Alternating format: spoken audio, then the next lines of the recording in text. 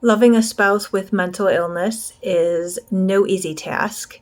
And for most of my married life, I thought I knew what love was. Come to find out, it was something that I actually assumed, but never really put any thought into, much like some of the other evolutions in my thought process that I've had over the course of my life, the way I raise my kids, the things that I'm willing to do as far as our lifestyle goes. And I never really took time to really define love until my husband got sick. I figured it was just there, that it was a given. I grew up on songs that said love is all you need and all you need is love. But if there was enough love, or if love was all you needed, then my husband would not be in a mental health facility right now. If love was all you need, then my dad would not have died from modern medicine when he had his cancer diagnosis. If all you needed was love, there wouldn't be pain or suffering or tragic endings. And when mental illness got involved in my marriage, it seemed like love really didn't even mean much anymore because it hurt so bad. The experience, the ups and downs, the uncertainty was torture. And it got to the point that I not only thought of, but I threatened and I even filed for divorce. And that's typically what happens when you just cannot pour your love and your efforts into somebody anymore. You change into a person who is just not compatible, and there's a deterioration there. That does not take into consideration the mental state or actual mental illness of your spouse. So what happened was I actually took time to pause and consciously think of what love means and what I want it to mean, rather than just continue on with this programmed version of what I had been living on love to mean. So I really found no better time to do this than when my husband of nearly 2 decades went away to a mental treatment facility. One of the biggest frustrations that I had experienced with him the last few years was him saying one thing but then doing another. He was a repeat offender on that front, and I just got to the point where I couldn't depend on him. He wasn't reliable. And I didn't trust his word anymore. And that's a very hard platform to stand on when your marriage is at stake. He wasn't doing that, though, because he was being a jerk. He was doing that because his brain was malfunctioning. It was becoming sicker and sicker as time was going by, and he wasn't getting the treatment that he so desperately needed. So keeping myself and understanding to that was very, very challenging, because my immediate thoughts always went to, if he loved me, he wouldn't do this kind of stuff. If he really loved me, he would make sure that he was a man of his word and a person that I could share my goals and my visions and my secrets with, and I could completely feel confident that he would keep it all sacred and hold it holy in those vows that we made so long ago. I mean, the saying goes, love is not how much a person can say I love you. It's about how much someone can prove that they love you. Actions speak louder than words, right? So that does not, however, consider the ebbs and the flows and the ups and the downs, the for better or worse, in sickness and in health, especially not in mental sickness and in health, version of life. It just doesn't take that into consideration, and it's not something we learn about, and we don't talk about it. We don't talk about marriage. We just kind of go through it, and we have been going through it blindly like everybody else does, because If there is a guidebook or a handbook, we didn't get it. And I'm sure, actually, I'm sure there is. We just didn't look. But the truth is, the more intimately you know someone, the clearer you see their flaws. And unfortunately, this is where a lot of marriages fail. This is where a lot of children are misunderstood and become detached from their parents. This is why a lot of friendships don't last. You might think you love someone until times are tough and they are just not as capable as they used to be. We see them act a fool under the pressures of life circumstances, and then we judge them because they're not acting the way we expect them to. So then we decide to change course and abort the relationship because of these changes. That isn't love. And I found myself in that space of, he's not the person I expected him to be. I never really planned for my husband to succumb to mental illness 20 years down the road. And because he didn't, how can I stay here? How can I tolerate this? This isn't the way everybody else is living their life. It's not fair. And he suffered, and our marriage suffered because of that.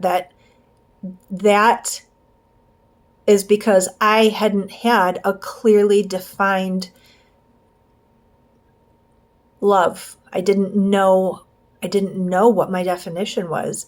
So something I want to note, though, is please, please, please don't confuse this with the various forms of abuse: physical, mental, emotional, verbal, in forms of like narcissism or somebody just being an a-hole. I'm talking about setting certain expectations for one to act and them not meeting those certain expectations, and then basing your love according to those unmet expectations.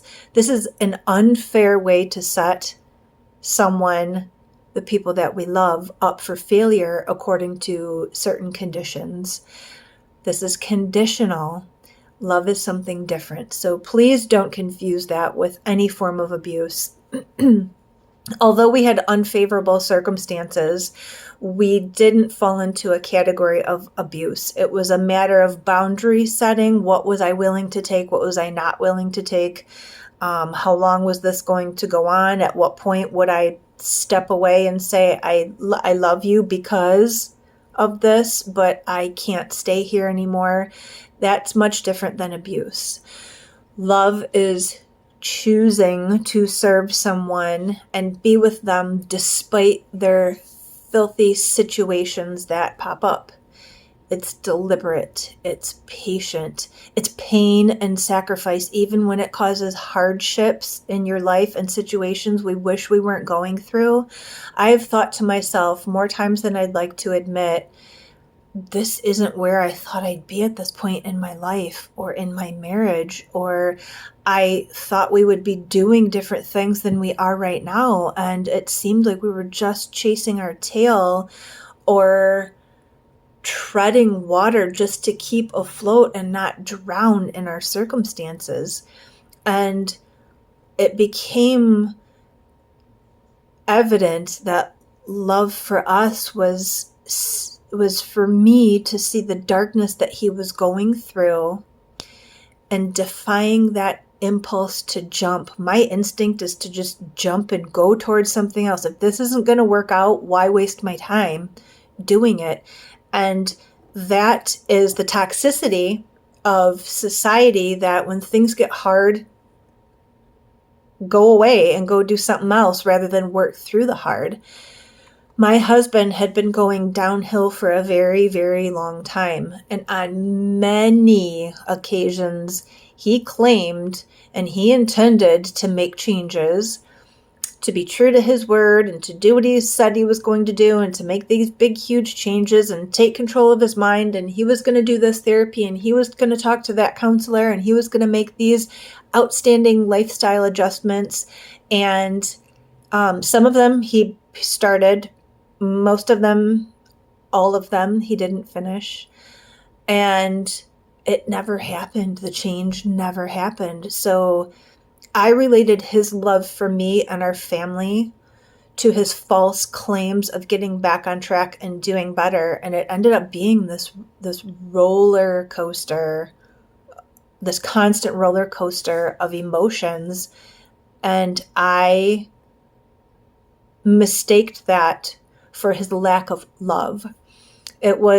It's like getting on a roller coaster where he would make these promises, and I would get all excited at the beginning because he was promising to make these changes, and here it was, finally it's going to happen. This is it. I can feel it. I know it's going to happen this time. The thrill of finally getting life to where I wanted it to be.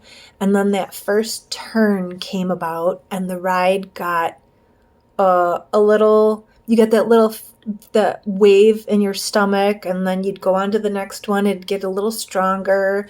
And then it just got to the point where this ride became so nauseating and uncomfortable that he would jump off and go right back to where he was when we first started.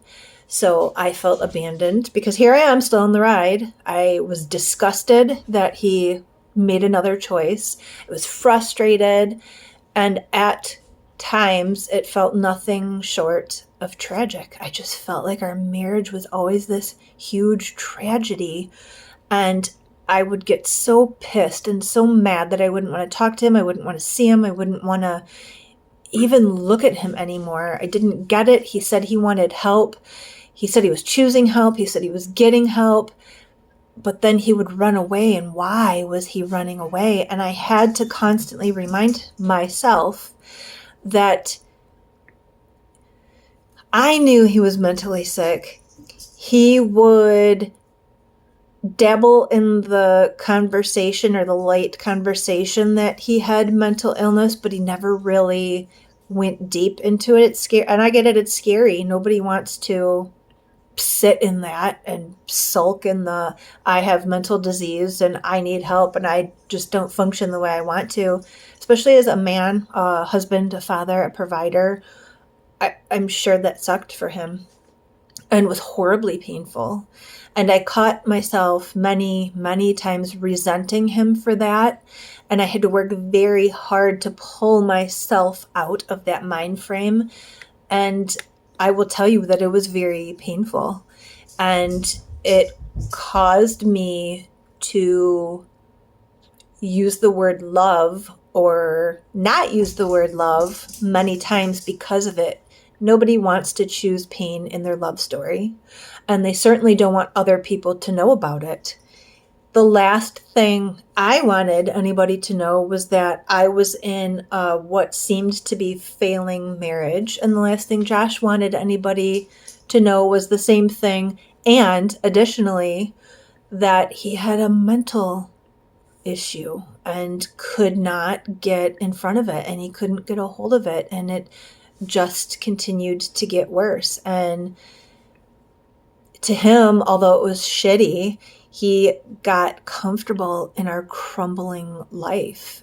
Anything other than that, staying on that roller coaster, even though it was nauseating and didn't feel good, was just too painful that it was easier to stay stuck in the discomfort. That's a terrible characteristic of mental illness, and he couldn't help it. The idea of living happy and happily ever after was great, but getting there was going to be so grueling, and it scared the crap out of him that he just couldn't bear to go through the process. To me, though, quite opposite, polar opposite actually, like our personalities.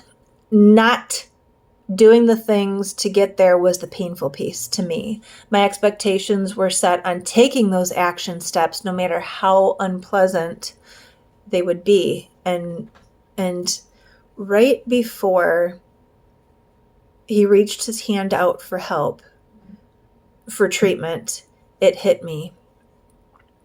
I married this man because I love the person that he is, perfectly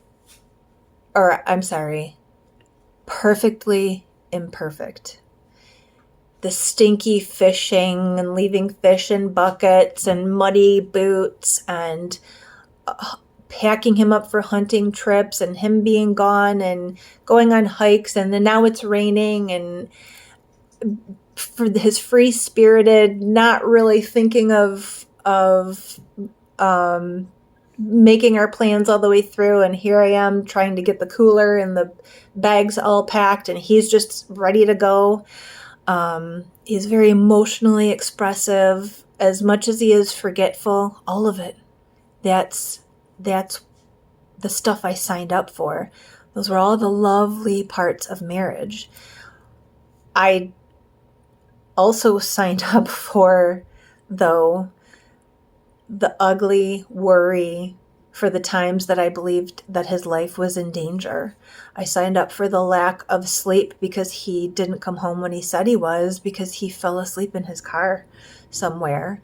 I also signed up for the unstable moods that put everyone in the house on edge, the walking on eggshells, because I never knew it was going to trigger him to be completely unreasonable in his actions and his words. It hit me that I signed up to love him completely and to cherish him no matter what. And it didn't hit me until he reached his hand out for help. I looked at him so many times, curled up on one of our couches in the dark, and I could physically see new wrinkles on his face. I could see dark circles puffing up under his eyes because he had been up all night long pacing the garage, and he finally crashed at 7:30 in the morning. Those are the times that I could feel my heartbeat through my entire body, in my blood. It made me sweat. I felt queasy and shaky because I just wanted him to be better. I wanted us to be better. I wanted to be better. And he was so fragile, and life is so fragile, and so am I, and so is our marriage. And just because he was right there in that moment didn't mean that he was going to be there the next day. And that terrified me. He was the person that I signed up to love, for better or worse, in sickness and in health. And I had been taking for granted our entire marriage that things should just be easy, and we would just hold hands everywhere that we went, and we'd kiss each other hello and goodbye, and be happy and excited to see each other every time we saw each other. And we would go on these lovely, beautiful, sunny, sandy, warm vacations that we would just make memories of, that we would talk about forever. And it wasn't happening. So what I had to decide in that moment was that I needed to be all that I had believed love to be. I needed to reach my hand right back out. I needed to write notes, love notes. I needed to say things again and again. I needed to repeat to him that I'm here to help you. If you want it.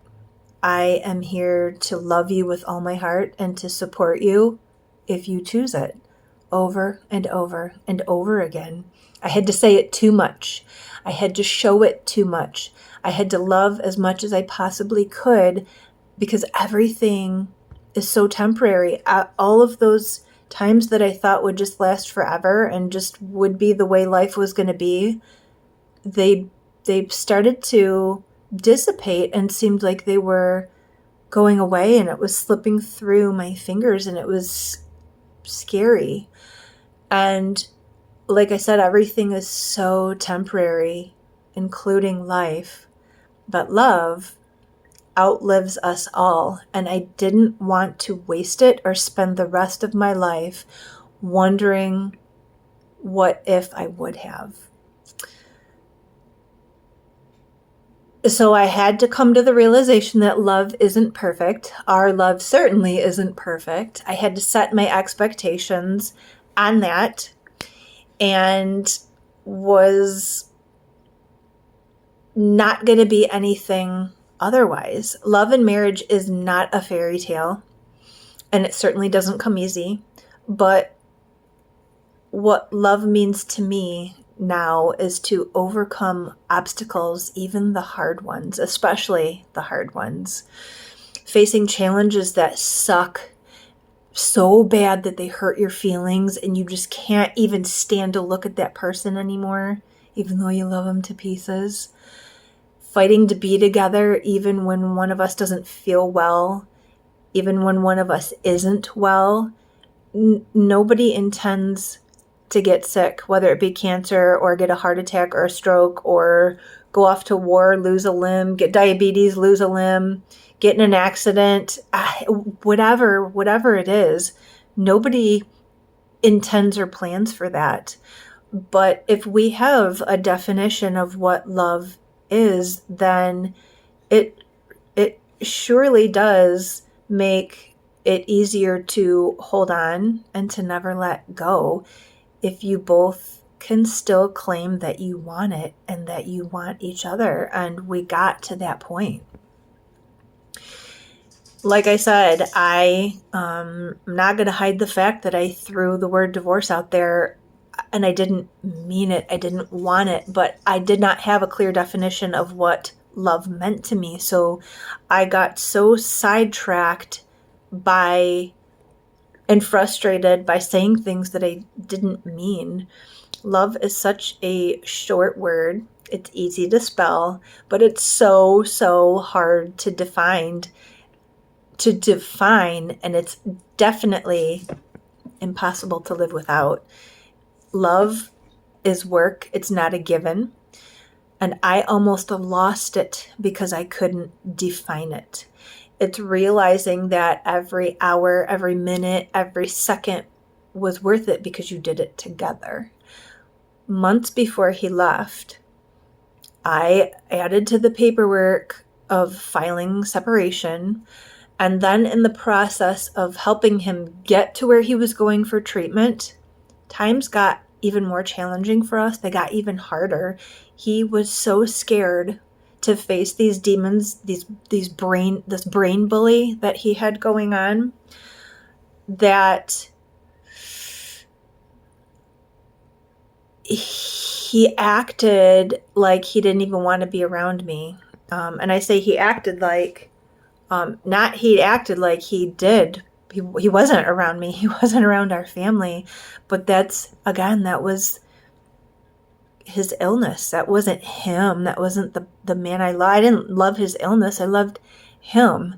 And he just couldn't face me. He couldn't be around me. His mental condition wouldn't allow him to feel the worth of my time. And that, when I realized, that broke my heart. Once he left, I gained the space to think deeply about this and about love and how I want to love and why I want to love. I needed to define how I want to love and why I want to love the way I want to love and what I need to learn about love. And that way, I could also see clearly of who I needed to become the kind of love I want to be. And when I break it all down and whisper it into one single breath, it comes out like this. My husband is still the man that I married. He's in a shell that mental illness took hold of. Before I die, I want to be his favorite hiding space. I want to be the person that he can share absolutely anything and everything with, and know that whatever he shares or confides in me, that it's safe and secure. I want to be the person that he can count on to be there when times are good, when times are bad, when they're easy, when they're sad, as long as we're dedicated and both willing to put in the constant work. That's a boundary. That's as long as we're both willing to put in the constant work. I want to be the person who goes through all of it with him, even this sickness, because I believe in him. I believe in what he's been through and what he's in. And I know he's in there and he can come out on the other side as the stronger, more secure, healthier version of the man that I married. And this is why I love him. Love shouldn't hurt, but sometimes it does. I love my dad, and it hurts so bad that I could not get him all of the resources he needed in time to save his life. And love hurts because I loved him so much. It physically hurt me.